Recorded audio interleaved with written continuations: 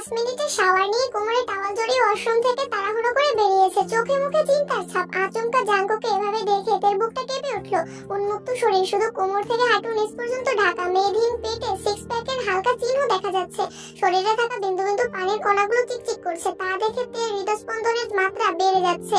নিঃশ্বাস ভারী হয়ে আসছে। জাঙ্কুক এসে চেয়ারের দু হাতল চেপে তের ঘনিষ্ঠ হয়ে তের দিকে তাকালো। তেও বিস্ময় চোখে চেয়ে আছে জাঙ্কুকের চোখের দিকে। এই চোখের ক্রোধ এখনো কমেনি। এত কাছে আসাতে জাঙ্কুকের নিঃশ্বাস ছুঁয়ে দিল তের লালিত মুখমণ্ডল। তের রক্ত সঞ্চালন বেড়ে যাচ্ছে। মনে হচ্ছে তের শিরা উপশিরায় তুফান চলছে। জাঙ্কুকের দৃষ্টি তের নেত্রে নিবদ্ধ। কণ্ঠ 4 গুণ ভারী করে শুধালো, ওই ছেলে তোর হাত ছাড়া অন্য কোথায় ছুঁয়েছিল? জাঙ্কুকের প্রশ্ন তের কর্ণপাত হলো কিনা কে জানে। খানিকটা সময় পর তে চিবুক নামিয়ে নিল। জাঙ্কুক দু আঙুলে আটকে দেয়। তে পুনরায় জাঙ্কুকের মুখের পানে তাকায়। চোখে মুখে ক্রোধ স্পষ্ট। জাঙ্কুক পুনরায় রাগান্বিত কণ্ঠে প্রশ্ন করলো, বল শুধু, আর কোথায় ছুঁয়েছ? ওই কুত্তার বাচ্চারে জ্যান্ত কবর দিয়ে আসবো। জাঙ্কুক ভাইয়ের মুখে ভয়ঙ্কর কথা শুনে তের শরীর কেঁপে উঠল। ঢুক গিলল। কাঁপা কাঁপা কণ্ঠে বলল, আর কোথাও ছুঁয়নি। জাঙ্কুক ভারী কণ্ঠে প্রশ্ন করলো, সত্যি তো? তে আস্তে করে বলল, সত্যি। এর মধ্যে দরজায় লি জাংসুক ডাকছে। জাঙ্কুক, মিটিং এর সময় হয়ে যাচ্ছে। জাঙ্কুক এবার দীর্ঘশ্বাস ছেড়ে তের থেকে দূরে সরে দাঁড়ালো। টেবিলের উপরে রাখা ফোনে টাইম দেখে নিল।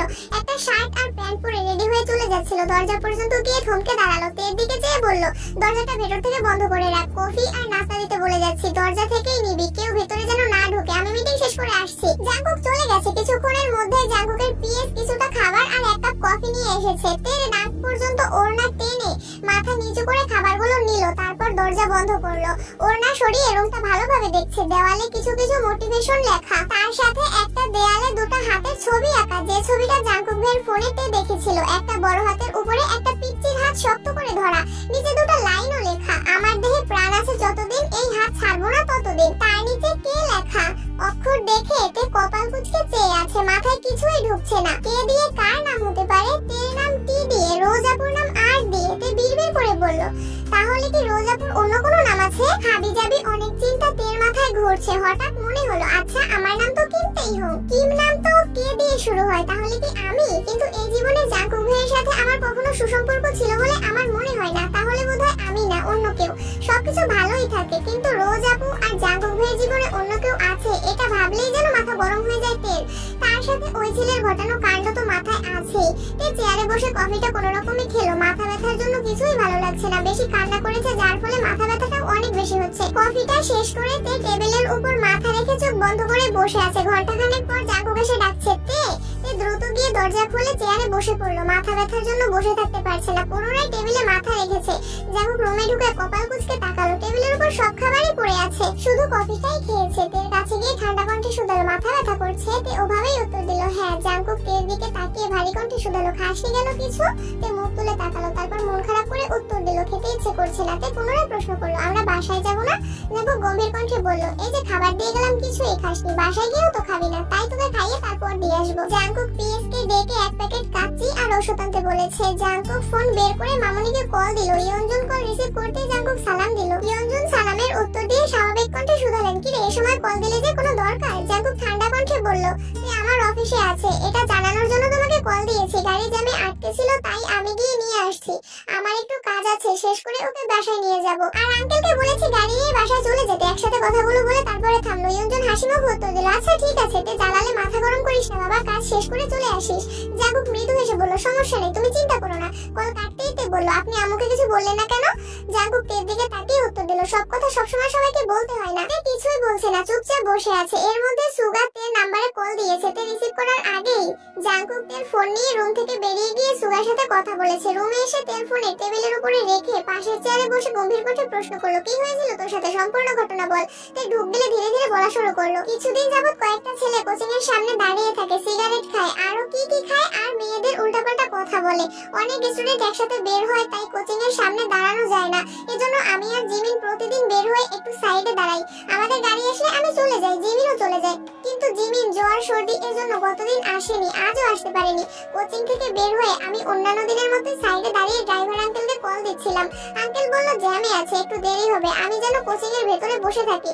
আমি আবার যখন কোচিং এ যেতে দিব তখনই কয়েকটা ছেলে পথ আটকে দাঁড়ায়। আমি সাইড দিতে বলেছি, কিন্তু মাতালের মতো কি যেন বলেছিল। আমি ভয়ে উল্টো দিকে থেকে হাঁটা শুরু করেছি, ওইখান থেকে একটা ছেলে আমার পিছু নিয়েছে। আমি দ্রুত হাঁটছিলাম আর ফোনে ভাইয়ের নম্বরে কল দিতেছিলাম। ওই ছেলে বাজে বাজে কথা বলতে শুরু করে আমার কাছে চলে আসছে। তারপর আমি দৌড় শুরু করি, ওই ছেলেটাও এসে আমার হাত চেপে ধরে। আশেপাশে কোনো মানুষ নেই। আমি হাত ছাড়ানোর অনেক চেষ্টা করেছি কিন্তু পারছিলাম না। চিৎকার করছি কিন্তু কেউ নেই। ওই ছেলে আমায় ধরতে নিলে দূর থেকে একটা লোক দৌড়ে আসে। ওই লোককে আসতে দেখে ছেলেটা দৌড় শুরু করে। অনেকটা যাওয়ার পর কয়েকজন মিলে ছেলেটাকে ধরে। আমি তখন আবারও ভাইয়াকে কল দিছি, ভাইয়া রিসিভ করেনি। তারপর বাধ্য হয়ে আপনাকে কল দিছি। ওই ছেলেকে আটকে 2-3 জন এসে আমাকেও নিয়ে গেছে সেখানে। অনেক জিজ্ঞাসাবাদ করেছে, পরে কেউ একজন পুলিশকে কল দিয়েছে। পূর্ণ মনোযোগ দিয়ে কথাগুলো শুনলো জাঙ্কুক। দীর্ঘশ্বাস ছেড়ে নিজেকে শান্ত রাখার চেষ্টা করলো, কিন্তু তার চোখ যেন কিছুতেই শান্ত হতে চাইছে না। জাঙ্কুকের চোখে রাগ জ্বলছে। জাঙ্কুক নিজের ফোন বের করে কি একটা টেক্সট করে কাকে পাঠিয়ে ফোন রেখে দুহাত টেবিলের উপর রেখে তার উপর মাথা রাখলো। তার এই রুদ্রমূর্তি ধারণকৃত রূপ কোনোভাবেই যেন তে না দেখে, তাই নিজেকে আড়াল করার চেষ্টা করছে। তে নির্বোধেনায় জাঙ্কুকের চুলের দিকে চেয়ে আছে। সামনের দিকে লম্বা চুলগুলো টেবিলে পড়ে আছে। তে মৃদু হেসে নিজের ডান হাত এগিয়ে দিল জাঙ্কুক ভাইয়ের চুলের দিকে। টেবিলে পড়ে থাকা চুলগুলোকে আলতোভাবে ছুঁয়ে দিল। ধমকের ভয়ে হাত সরিয়ে নিল সঙ্গে সঙ্গে। জাঙ্কুকের নীরবতা দেখে আবারও ছুঁয়ে দিল জাঙ্কুকের চুল। তে এমন কাণ্ডে জাঙ্কুকের লুকোনো রাগান্বিত মুখমণ্ডল আকস্মাৎ হাসি ফুটে উঠেছে। ক্ষণিকের ব্যবধানে জাঙ্কুকের রাগী অভিব্যক্তি বদলে গেছে। তে কিছুক্ষণ জাঙ্কুকের চুল নিয়ে দুষ্টুমি করে চুল ছেড়ে স্বাভাবিক হয়ে বসলো। তারপর শীতল কণ্ঠে ডাকলো, জাঙ্কুক ভাই। সহসা সেই চিরচেনা সুমধুর কণ্ঠে উত্তর আসলো, তে কয়েক সেকেন্ড এই ডাক শুনে মুগ্ধ হয়ে রইল। তারপর ঢোক গিলে ভয়ে ভয়ে প্রশ্ন করলো, দেয়ালে যে কে লেখা, কে দিয়ে কার নাম? জাঙ্কুক মাথা তুলে ভ্রু কুঁচকে তের দিকে চেয়ে নিরুদ্বেগ কণ্ঠে বলল, হবে কোনো এক ঢঙি। জাঙ্কুক কথা ঘোরানোর জন্য শক্ত কণ্ঠে আবার বলা শুরু করলো, আজকের পর থেকে তোর কোনো ধরনের সমস্যা হলে বা যদি মনে হয় সমস্যা হতে পারে, সঙ্গে সঙ্গে আমায় কল দিবি। সুগা ব্যস্ত থাকে, চাইলেও সবকিছু ম্যানেজ করতে পারে না, তাই সুগাকে কল দেওয়ার আগে আমায় কল দিবি। আর কোচিং এ আপাতত তোর যেতে হবে না। কোচিং এ গেলে কেউ কিছু বলবে বা খারাপ আচরণ করবে তার জন্য নয়। তুই চাইলে ওখানে সব কয়টা ছেলে এখনো তোর পায়ে ধরে মাপ চাইবে আর কোনোদিন কোচিং এর আশেপাশেও আসবে না। কিন্তু সমস্যা হচ্ছে তুই তো এই বিষয়টা স্বাভাবিকভাবে নিতে পারবি না। তুই কোচিং এ যেতে আসতে ভয় পাবি। আমি চাই না আজে বাজে প্রেসার দিয়ে নিজের মাথাটা হ্যাং করে রাখিস। তার থেকে কোচিং এর রুটিন অনুসারে পড়বি। আমি প্রশ্ন নিয়ে আসবো, রোজ তোর পরীক্ষা নেবে। দরকার হলে রোজ 3 ঘন্টা সময় নিয়ে পড়াবে তোকে। তুই আস্তে করে বলল, বেশি রাত হলে রোজাবু কিভাবে যাবে? জাঙ্কুক কপাল কুঁচকে তাকালো, গম্ভীর কণ্ঠে উত্তর দিল, রোজের চিন্তা তোর করতে হবে না, আগে নিজের চিন্তা কর। এর মধ্যে পিএস খাবার আর ওষুধ নিয়ে চলে এসেছে। তেকে খেতে দিয়ে জাঙ্কুক অফিসের বাকি কাজগুলো দ্রুত শেষ করছে। যে হোক আর লিজাংসুর সাথে কথা বলে আসছে। পিএস ছেলেটা এক ফাঁকে জাঙ্কুকের কাছে মাফও চেয়েছে। জাঙ্কুক সারাদিন যাবতীয় রাগে ফুঁসছে। অফিসের সবার সাথেই হুটহাট রাগ দেখাচ্ছে। নিজের রাগ কন্ট্রোল করতে পারছে না। কয়েকবার চোখে মুখে পানি দিয়েছে, তাতেও কাজ হচ্ছে না। তে খাচ্ছে আর বিড়বিড় করে বলছে, আপনার রোজাপুর প্রতি কেয়ারটা খুব তাড়াতাড়ি সরাতে হবে। কোথাও চান্স পেলেই রোজাপুর কাছে আর পড়বো না। তারপর আপনার কেয়ারও কমে যাবে। ধীরে ধীরে আমি নিজেই আপনার প্রেমিকা হয়ে যাব। কথাগুলো বলতে বলতে তে ঠোঁটে সহসা হাসি ফুটে উঠেছে। কাজ শেষ করে নিজের রুমে এসে তেকে হাসতে দেখে জাঙ্কুকের সব রাগ নিমিষেই মিলিয়ে গেছে। মনে মনে ভাবছে, তোর ওই হাসিতে কি এমন জাদু আছে যে হাসি আমার সব রাগ এক মুহূর্তেই নিঃশেষ করে দিতে সক্ষম?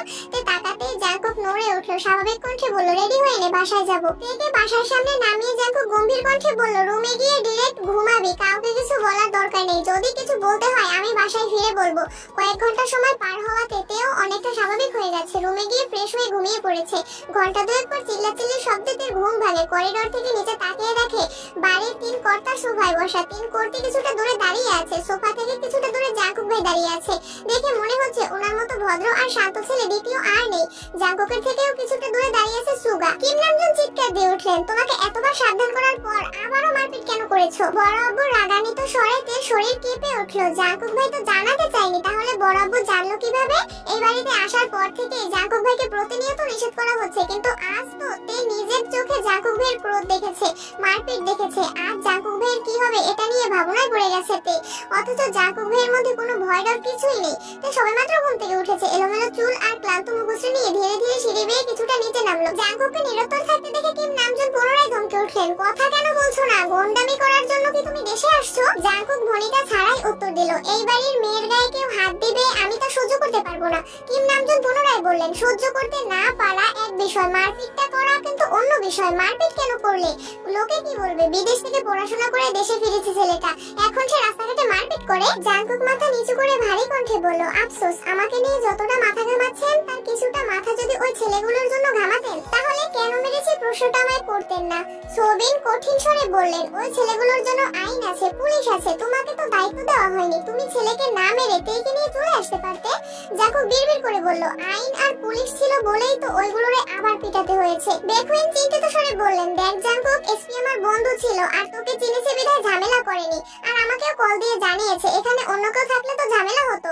কিম নামজুন পুনরায় বলে উঠলেন, মান সম্মানের চিন্তা কি এই ছেলের আছে? জাঙ্কুক রাগ কন্ট্রোল করতে না পেরে চিৎকার করে উঠল, আমায় ক্ষমা করবেন, আমি আপনাদের মতো ভদ্রলোকের মুকুট পরে চলতে পারবো না, আর আপনাদের মতো পাষাণ হৃদয় নিয়ে বাঁচতে পারবো না। কেউ আমার গন্ডিতে ছোঁয়ার চেষ্টা করলে সেই হাত ভেঙে দিতে আমি দ্বিতীয়বার ভাববো না। কথাগুলো বলে সিঁড়ি দিয়ে উঠতে গিয়ে তেকে দেখে দ্বিতীয়বার ধমকে উঠল, তোকে ঘুমাতে বলেছি, বের হয়েছিস কোন সাহসে? জাঙ্কুকের পিছন পিছন তেও নিজের রুমে ছুটে গেছে। ড্রয়িং রুমে পিনবত নীরবতা। সুগার নিষ্পলক তাকিয়েছিল জাঙ্কুকের যাওয়ার পথে। সুগার চোখের সামনে ভেসে উঠেছে কিছুক্ষণ আগে জাঙ্কুকের ঘটানো কাণ্ড। যে কয়টা ছেলে কোচিং এর সামনে ছিল সবকটাকে ধরে এনে মেরে আধমরা করেছে, আর যে ছেলেটাদের হাত ধরেছিল ওই ছেলেকে পুলিশ শাসিয়ে ছেড়ে দিয়েছিল। ওই ছেলেকে এনে ধারালো ছুরিতে ওই ছেলের হাত কেটেছে, গলা কাটার জন্য উঠে পড়ে লেগেছিল, কিন্তু যে হোক লি জাংসুক আরো কয়েকজন মিলে জোর করে আটকিয়েছে।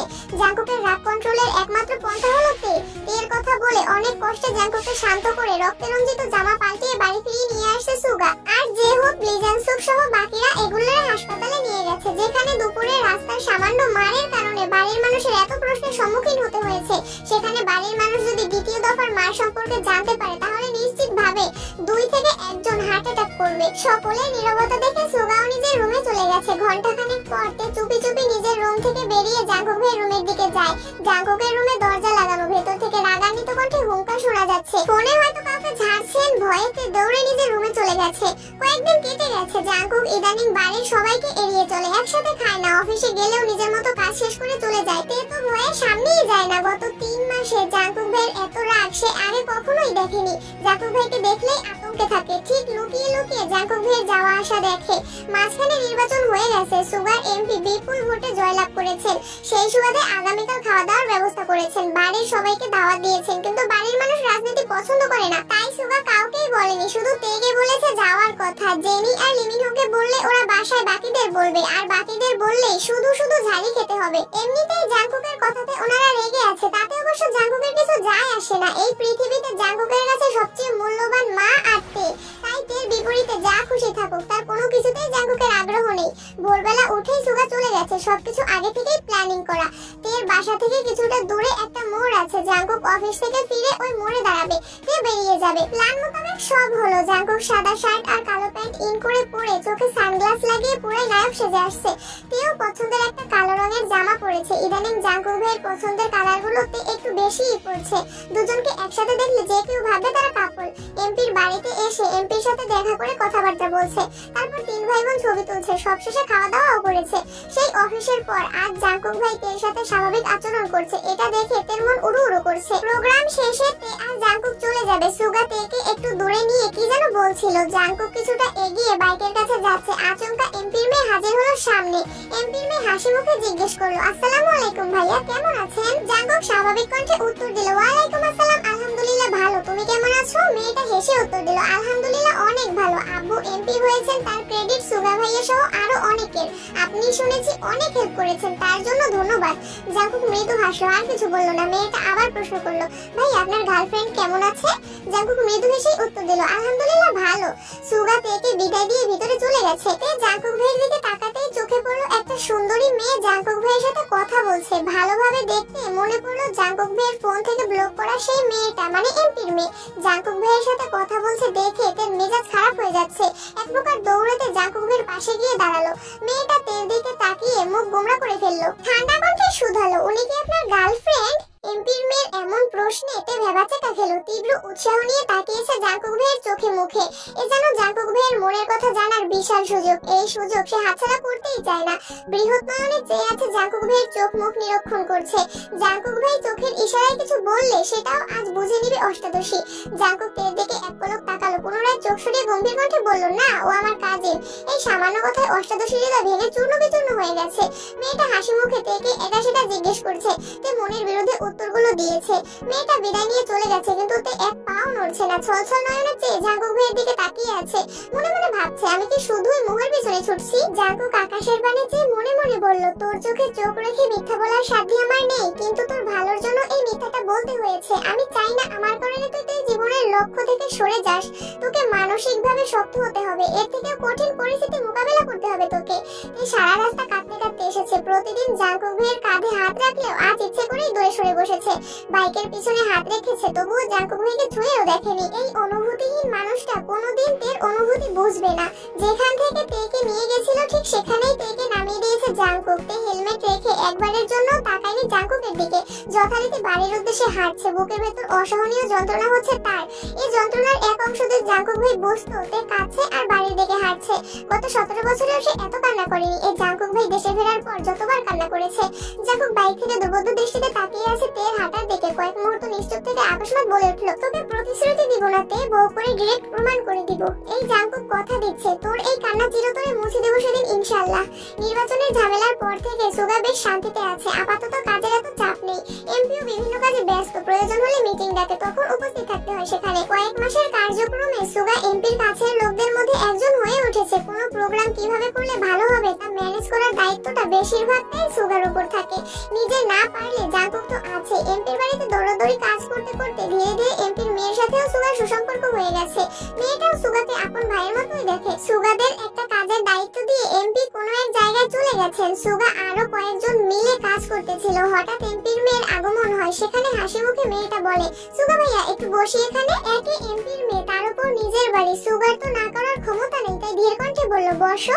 মেয়েটা বসে আস্তে করে বলল, আপনাকে একটা কথা জিজ্ঞেস করতে এসেছি। জিজ্ঞেস করবো? কি কথা? মেয়েটা আশেপাশে তাকিয়ে দেখলো, তারপর ধীর কণ্ঠে বলল, ওই দিন প্রোগ্রামে জাঙ্কুক ভাইয়ের সাথে একটা মেয়ে আসছিল, ওই মেয়েটা কে? সুগা কপাল কুঁচকে শুধালো, কেন? মেয়েটা মৃদু হেসে উত্তর দিল, মেয়েটা মাশাআল্লাহ অনেক কিউট। আমি ভাইয়াকে জিজ্ঞেস করেছিলাম মেয়েটা কে, ভাইয়া বলেছে কাজিন। আপনি আর ভাইয়াও তো কাজিন, তাহলে মেয়েটা কি আপনার বোন? সুগা স্বাভাবিক কণ্ঠে বলল, হ্যাঁ আমার একমাত্র বোন কিম তেইহং। এখন বলো ঘটনা কি? মেয়েটা আমতা আমতা করে বলল, আসলে আপনার বোনকে আমার অনেক পছন্দ হয়েছে। আমার ভাইয়া ইউকেতে পড়াশোনা করে। আমার মনে হচ্ছে আমার ভাইয়ার সাথে তেকে খুব ভালো মানাবে। এটুকু বলেই থামলো। সুগা কপাল কুঁচকে তাকিয়ে আছে। পুনরায় মেয়েটা বলা শুরু করলো, না না এখন বিয়ে দিতে হবে না, ভাইয়া 2-1 বছরের মধ্যে ছুটি নিয়ে দেশে আসবে, তখন যদি। সুগা দীর্ঘশ্বাস ছেড়ে রাগ কন্ট্রোল করে মৃদু হাসলো, তারপর শক্ত কণ্ঠে উত্তর দিল, আমায় বলেছো এখানেই থামো। যদি ভাইয়া এগুলো শোনে তো আল্লাহ জানে কি করবে। ভাইয়ার যার সাথে বিয়ে ঠিক সে আর কেউ না, আমার একমাত্র বোন তে। ভাইয়া পৃথিবী জুড়ে শুধু তের অস্তিত্ব। না ভাইয়া কারোর হবে আর না তেকে কারোর হতে দেবে। মেয়েটা বিস্ময় চোখে চেয়ে বিড়বিড় করে বলল, ভাইয়াকে জিজ্ঞেস করেছিলাম গার্লফ্রেন্ড কিনা, উনি তো না করেছেন, বললেন কাজিন। সুগা হাসি মুখে উত্তর দিল, গার্লফ্রেন্ড না, তাই না করেছে। বউ কিনা জিজ্ঞেস করতাম তাহলে ঠিকই হ্যাঁ বলতো। ভাইয়া তেকে কখনো গার্লফ্রেন্ড ভাবে না, সবসময় বউ ভাবে, আর বউ হিসেবেই পরিচয় দেয়। সে যাই হোক, এই বিষয় নিয়ে আর কথা বাড়িও না, যাও এখান থেকে। মেয়েটা মন খারাপ করে চলে যাচ্ছে। জাঙ্কুককে ভালো লাগছিল। জাঙ্কুক অন্য কারো মালিকানায় বন্দী। এখন তেকে নিজের ভাইয়ের জন্য পছন্দ করেছে। এই তেও জাঙ্কুক ভাইয়ের দখলে। বিড়বিড় করে জাঙ্কুককে বকতে বকতে বাসার ভেতরে চলে গেছে। সুগা কাজ শেষ করে দুপুরে বাইক নিয়ে বের হয়েছে। তেদের কোচিং এর সামনে ওয়েট করছে। কিছুক্ষণের মধ্যে কয়েকজনের সাথে জিমিনও বেরিয়ে আসছে। জিমিনকে দেখে সুগা বাইক থেকে জোরে ডাকলো, এই মেয়ে এদিকে আসো। জিমিন অবাক চোখে তাকালো। তে তো এই কোচিং এ আসে না। ওই দিন ঝামেলার পরে তেই কল দিয়ে জিমিনকে সব বলেছে। তাহলে সুগা ভাইয়া কোচিং এর সামনে কেন আসছে? জিমিন গুটি গুটি পায়ে এগিয়ে আসলো সুগার কাছে। সুগা স্বাভাবিক কণ্ঠে শুধালো, আজকের পরীক্ষা কেমন হয়েছে? জিমিন মৃদু হেসে উত্তর দিল, জি ভালো। সুগা গলা খাকারে দিয়ে ধীর কণ্ঠে শুধালো, তুমি নাকি অসুস্থ ছিলে, সুস্থ হয়েছো? জিমিন বিস্ময়কর দৃষ্টিতে চেয়ে আছে। জিমিন অসুস্থ ছিল এটা সুগা ভাই কিভাবে জানে? অবশ্যই জানবে নাই বা কেন, তেই নিশ্চয়ই বলেছে। জিমিন উপর নিচ মাথা নাড়লো। সুগা বাইকের সাইড থেকে একটা হেলমেট খুলে জিমিনের দিকে এগিয়ে দিয়ে বলল, এটা পরে বাইকে বসো।